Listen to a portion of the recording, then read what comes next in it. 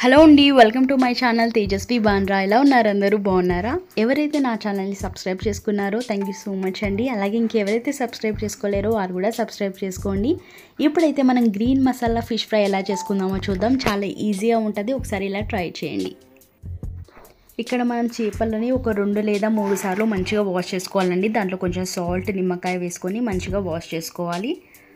ఇలా వాష్ చేసుకున్న దాన్ని పక్కన పెట్టుకొని తర్వాత ఒక బ్లెండర్ తీసుకొని ఆ బ్లెండర్లో కొంచెం కొత్తిమీర, దాంతోపాటు 2 లేదా 3 పచ్చిమిర్చి, కరివేపాకు, పుదీనా, దాంతోపాటు కొంచెం ఎల్లిపాయ, చిన్న ముక్క అల్లం, అలాగే 1/2 టీ స్పూన్ జీలకర్ర, 1/2 టీ స్పూన్ మిరియాలు, దాంతోపాటు ఒక 1 టీ స్పూన్ ఆఫ్ ధనియాల పౌడర్ వేసుకోవాలండి. ధనియాల పౌడర్ కొంచెం ఎక్కువ వేసుకుంటే టేస్ట్ బాగుంటుంది. దాంతోపాటు ఫిష్ మసాలా, కొంచెం సాల్ట్, కొంచెం పసుపు వేసుకొని మంచిగా బ్లెండ్ చేసుకోవాలి.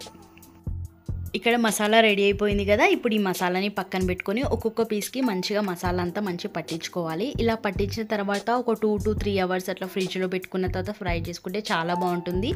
ఇంకా ఒక రోజు పెడితే ఇంకా నెక్స్ట్ డే ఫ్రై చేసుకుంటే ఇంకా టేస్ట్ బాగుంటుంది, ఎందుకంటే మసాలా అంతా మంచిగా పడుతుంది కదా ఫిష్ పీసెస్కి, అలా అనమాట. ఇప్పుడైతే మనం ఫ్రై చేసుకుందాం.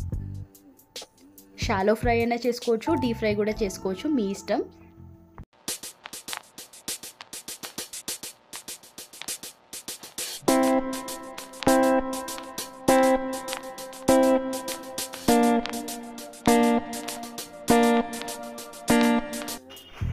ఇలా ముందు వెనకాల మంచిగా ఫ్రై చేసుకోవాలండి. గోల్డెన్ బ్రౌన్ వచ్చేంత వరకు ఫ్రై చేసుకున్న తర్వాత ఆఫ్ చేసుకోవాలంటే చాలా సింపుల్గా అయిపోతుంది. టేస్ట్ మాత్రం చాలా బాగుంటుంది.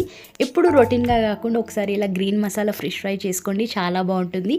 మీకు ఈ వీడియో నచ్చిందా? నచ్చితే తప్పకుండా ఒక లైక్ చేయండి, షేర్ చేయండి, subscribe to my channel. Thank you.